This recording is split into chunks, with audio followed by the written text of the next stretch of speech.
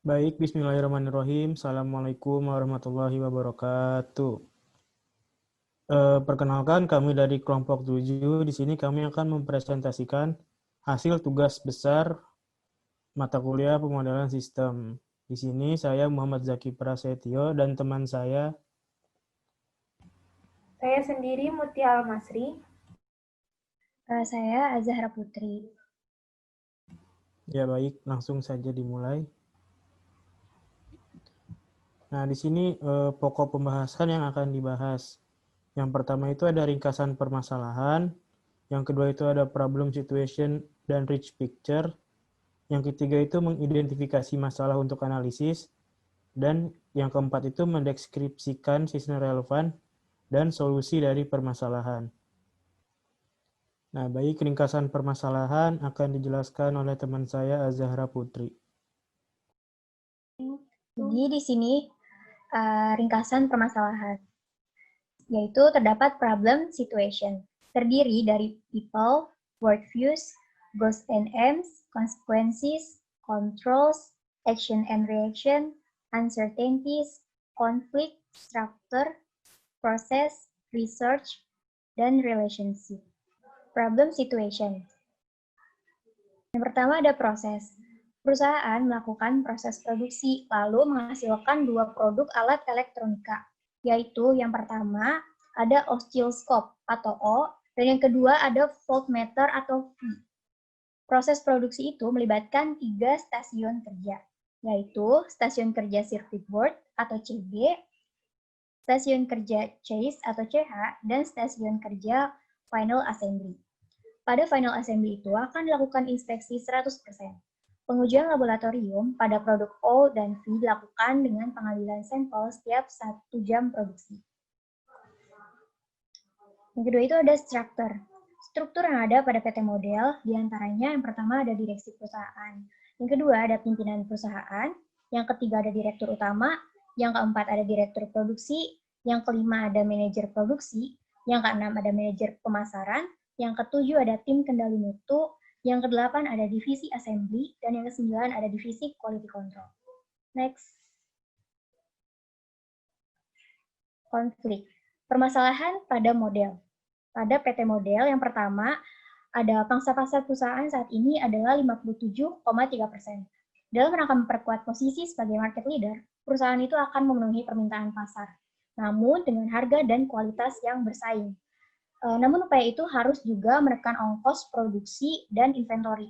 Yang kedua, jika PT Model tidak bisa memenuhi permintaan, maka penjualan produk oscilloscope dan voltmeter pada PT Model akan menurun. Pelanggan akan membeli produk dari perusahaan lain.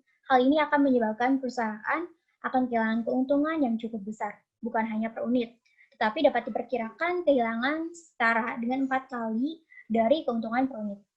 Yang ketiga, perusahaan pesaing itu yang menawarkan harga lebih murah juga menjadi ancaman bagi perusahaan. 4. Dilakukan pemindahan karyawan. Akan tetapi, pemindahan karyawan ke divisi lainnya itu memerlukan proses belajar sehingga diperlukan kegiatan training. Selain itu, rencana ini dapat menyebabkan produksi loss akibat penataan ulang tata letak pabrik, serta dibutuhkan biaya untuk training dan memakan waktu. Next. Uncertainties atau ketidakpastian, yaitu harga produk sangat tergantung pada kondisi persaingan, tidak bisa dikendalikan oleh perusahaan. Jadi harganya itu tidak konstan. Selanjutnya akan dijelaskan oleh rekan saya, Muti. Selanjutnya, aksi dan reaksi. Yang pertama, manajer produksi merencanakan produksi pabriknya untuk 1 bulan ke depan. Manajer pemasaran menekankan perlunya memaksimasi layanan kepada konsumen atau dengan kata lain permintaan produk untuk setiap minggu harus dapat dipenuhi pada minggu tersebut agar dapat mempertahankan pangsa pasarnya. Yang kedua, direksi perusahaan menetapkan program cost reduction dalam rangka memelihara dan meningkatkan tingkat keuntungan sebagai upaya untuk pengurangan biaya overhead perusahaan sebesar 25%. Yang ketiga, pemimpinan perusahaan mengalahkan program perbaikan proses secara berkelanjutan untuk seluruh proses bisnis perusahaan, yang saran perbaikannya dapat menurunkan ongkos produksi. Yang keempat, direktur produksi menyarankan kepada manajer produksi untuk melakukan outsourcing jika kapasitas pabrik tidak mencukupi, lalu subkontrak, dan melakukan kerjasama jangka panjang dengan IKM, dan pemindahan karyawan untuk agar semua permintaan dapat dipenuhi dengan ongkos yang minimum. Yang kelima, perusahaan juga melakukan kolaborasi dengan 3 distributor produk O&V. Controls, dalam hal ini yang pertama, perencanaan jumlah pabrik, yang kedua, jumlah pemesanan bahan baku, yaitu chassis dan circuit board, yang ketiga, jumlah karyawan, yang keempat, kapasitas jam kerja. Goals dan aim-nya yaitu sanggup memenuhi permintaan pasar dalam hal harga, tetapi tidak mengurangi kualitas produk dan mampu menjadi market leader bagi perusahaan yang lain. Worldview, PT Model merupakan perusahaan yang memproduksi produk alat elektronik, yaitu osiloskop dan voltmeter, yang sedang melakukan strategi untuk menjadi market leader dengan memenuhi permintaan pasar, namun dengan harga dan kualitas yang bersaing. Dalam mewujudkan hal ini, PT Model berusaha untuk mengurangi ongkos produksinya dalam menjalankan strategi mereka, sehingga strategi ini memiliki konsekuensi berupa production loss. Orang-orang yang terlibat, yang pertama, direksi perusahaan, direktur utama, direktur produksi, manajer pemasaran, karyawan, dan konsumen. Relationship, yang pertama, direksi mengambil kebijakan untuk meminimumkan kehilangan penjualan dan melakukan pengurangan ongkos produksi. Lalu direktur utama meminta kepada direktur produksi untuk memperhatikan hal tersebut. Direktur produksi meminta manajer produksi untuk menyelesaikan masalah tersebut dengan meminimumkan ongkos produksi dan melakukan outsourcing. Yang kedua, melakukan kerjasama jangka panjang atau collaborative relationship dengan beberapa industri kecil elektronik. Yang keempat, melakukan kolaborasi dengan 3 distributor produk O&V. Resource, yaitu direksi perusahaan, seluruh karyawan PT Model, distributor, dan suppliers. Dalam hal ini adalah industri kecil menengah. Konsekuensi dari strategi ini yaitu kehilangan penjualan atau lost sales atau rugi. Selanjutnya, rich picture yang akan dijelaskan oleh rekan saya, Zaki. Baik, di sini saya akan coba menjelaskan rich picture dari studi kasus PT Model. Nah, di sini tuh PT Model tuh akan melakukan produksi apabila dia mendapatkan permintaan atau menerima permintaan.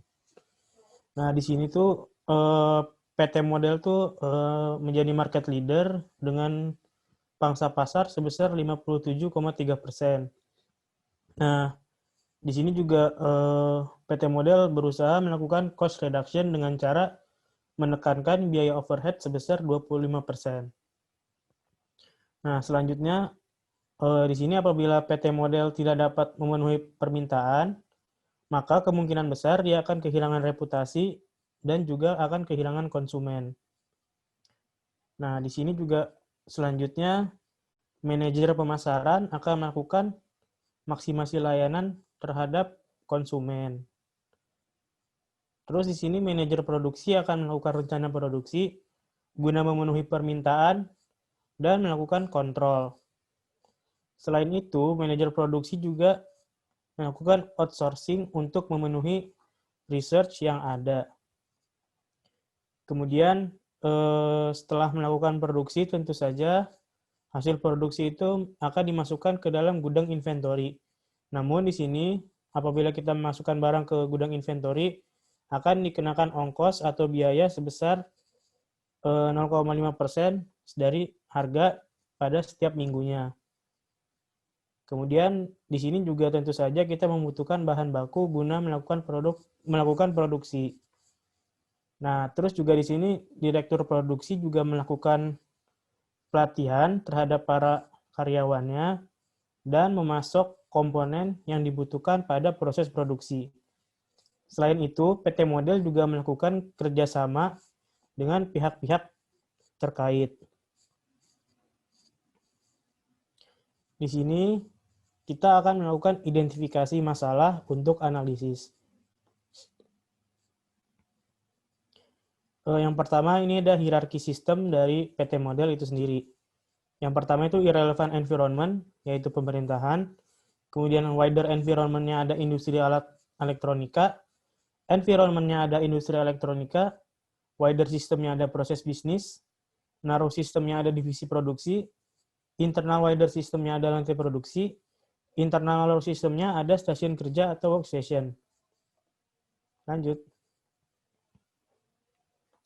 Nah, kemudian di sini ada analisis stakeholder. Di sini problem owner-nya yaitu direksi perusahaan PT Model. Di sini menjadi problem owner karena punya 3 syarat. Nah, kemudian di sini ada tidak puas dengan kondisi saat ini. PT Model adalah sebuah perusahaan yang memproduksi 2 jenis produk, yaitu O dan V. Kemudian pangsa pasar perusahaan saat ini adalah 57,3%. Dalam rangka memperkuat posisi mereka sebagai market leader, perusahaan akan memenuhi permintaan pasar, namun dengan harga dan kualitas yang bersaing, serta dengan ongkos yang minimum. Yang mana itu meliputi tidak hanya ongkos produksi, overhead, dan juga inventory, tetapi juga ingin ditimbulkan karena kehilangan penjualannya. Dan diperlukan maksimasi layanan terhadap konsumen, dengan kata lain permintaan produk setiap minggunya harus dapat terpenuhi pada minggu tersebut. Dan dari data masa lalu menunjukkan bahwa rata-rata inventory per minggu relatif rendah, yaitu 100 unit untuk produk O dan 200 unit untuk produk V. Kemudian di sini ada mampu menilai kapan goal tercapai. Goal dapat tercapai karena adanya perubahan perusahaan akan memperkuat posisi sebagai market leader. Perusahaan akan memenuhi permintaan pasar, namun dengan harga dan kualitas yang bersaing dengan perusahaan lain. Dengan memperhatikan tujuan perusahaan tersebut, manajer produksi sekarang ini sedang merencanakan produksi pabriknya untuk 1 bulan ke depan. Kemudian di sini ada punya kontrol pada beberapa problem situation. Yang pertama itu ada analisis aspek pasar. Perusahaan akan memenuhi permintaan pasar, namun dengan harga dan kualitas yang bersaing serta dengan ongkos yang minimum. Kemudian ada analisis aspek finansial. Perusahaan menetapkan program cost reduction dalam rangka memelihara dan meningkatkan tingkat keuntungan perusahaan. Kemudian yang ketiga ada analisis aspek cost, yaitu perusahaan menggalakkan program perbaikan proses secara berkelanjutan untuk seluruh proses bisnis perusahaan dengan pengurangan biaya overhead perusahaan sebesar 25%. Kemudian di sini ada problem customer, yaitu PT Model dan konsumen dari produk O dan produk V. Kemudian ada problem user-nya, yaitu pegawai PT Model. Dan problem analisnya yaitu kelompok kami, yaitu kelompok 7. Selanjutnya, 6 elemen masalah akan dijelaskan oleh teman saya, Azahra Putri. Di sini saya akan menjelaskan 6 elemen masalah. Yang pertama itu ada pengambilan keputusan. Pengambilan keputusan itu dilakukan oleh Direktur Utama PT Model. Yang kedua ada tujuan pengambilan keputusan atau objektif. Di antaranya dengan meminimasi ongkos produksi pada perusahaan PT Model dan memaksimasi profit yang didapat perusahaan PT Model. Yang ketiga ada kriteria keputusan atau decision criterion, yaitu overtime dan melakukan outsourcing serta training. Yang keempat ada ukuran performansi, yaitu dengan memaksimasi profit dengan meminimasi total biaya dari biaya produksi. Yang kelima yaitu ada input kendali, alternatif jalur aksi, atau alternatif course of action. Terdiri dari kapasitas produksi, biaya produksi, serta harga jual produk. Dan yang terakhir itu konteks, adalah workstation atau stasiun kerja. Next. Selanjutnya adalah mendeskripsikan sistem relevan. Next. Di sini ada influence diagram. Nah, di sini influence diagramnya itu, jenis komponennya itu yang pertama ada control input, terdiri dari decision dan decision rule. Simbolnya itu adalah rectangle. Komponen dalam sistemnya adalah jumlah unit produk V, jumlah unit produk O, jam kerja produk V, jam kerja produk O, jam kerja lembur produk V, dan jam kerja lembur produk O. Selanjutnya ada sistem variabel, terdiri dari komponen atribut dan state variable value, dengan disimbolkan circle. Komponen dalam sistemnya adalah total biaya bahan baku, total biaya pelatihan, total biaya outsource, total biaya overhead, total biaya tenaga kerja, total harga jual, dan total biaya inventory. Selanjutnya ada uncontrollable input data. constraint, disimbolkan cloud. Komponen dalam sistemnya itu adalah ongkos bahan baku unit V, ongkos bahan baku unit O, jumlah pelatihan, biaya pelatihan, biaya outsource workstation circuit board unit V, biaya outsource workstation circuit board unit O, biaya outsource workstation chassis unit V, biaya outsource workstation chassis unit O, biaya overhead unit V, biaya overhead unit O, biaya tenaga kerja unit V, biaya tenaga kerja unit O, biaya tenaga kerja lembur unit V, biaya tenaga kerja lembur unit O, harga jual produk V, harga jual produk O, ongkos inventory V, dan ongkos inventory O. Selanjutnya itu ada output, disimbolkan dengan oval. Komponen dalam sistemnya itu adalah total profit. Selanjutnya ada solusi yang akan dijelaskan oleh rekan saya, Mutia Almasri. Selanjutnya solusi. Diketahui bahwa biaya pelatihan sebesar 25 juta. Lalu biaya outsourcing chassis per unit untuk produk O sebesar 50.000 dan untuk produk V sebesar 25.000. Kapasitas jam kerja untuk stasiun kerja chassis yaitu sebesar 750 dan untuk sirkuit board sebesar 750 dan untuk assembly 1.500. Dengan jam kerja lembur tersedia sebesar maksimum 50% dari jam kerja reguler. Ongkos tenaga kerja pada jam kerja lembur sebesar 1,25 kali ongkos jam kerja reguler. Untuk harga jual pada produk O sebesar 415.000 per unit dan untuk produk V sebesar 180.000 per unit. Ongkos bahan baku produk O sebesar 150.000 per unit dan produk V sebesar 50.000 per unit. Untuk ongkos tenaga kerja pada produk O dan produk V itu sama, yaitu 7.500 per jam. Untuk ongkos overhead, produk O sebesar 15.000 per unit dan untuk produk V sebesar 12.000 per unit. Demand produk O dalam 1 bulan ke depan yaitu sebesar 6.450, sedangkan produk V sebesar 1.600.